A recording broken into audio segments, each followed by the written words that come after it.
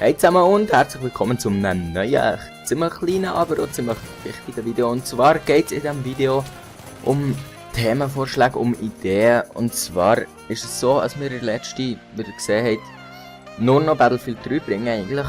Und von dem auch nicht mehr so viel. Und das liegt nicht daran, dass wir nicht unbedingt Bock hätten, Videos zu machen, sondern als uns gleich die Ideen ausgehen oder dass wir etwas machen wollen. Und dann haben wir das Gefühl, nein, das liegt niemand. Und darum mache ich jetzt das Video. Und ich wäre sehr froh, wenn ihr einfach ein bisschen in die Kommentare schreiben könnt, was ihr gerne würdet sehen oder warum ihr uns abonniert habt oder etwas, was es schon mal hat gegeben, was ihr wieder wollt. Oder irgendein spezielles Game, eine bestimmte Art von Commentary oder eine Richtung, also ein Game richtig. Oder spezifisch genau das Game, das ihr schon lange auf meinem Let's Play-Kanal sehen wollt oder irgendetwas. Es kann alles Mögliche sein. Müsst ihr selber entscheiden, was ihr wollt reinschreiben, aber schreibt bitte etwas rein. Oder wenn es Battlefield ist, schreibt es so rein. Also wir auch wissen, ihr seht Battlefield am liebsten, dann bringen wir auch ein bisschen mehr Battlefield.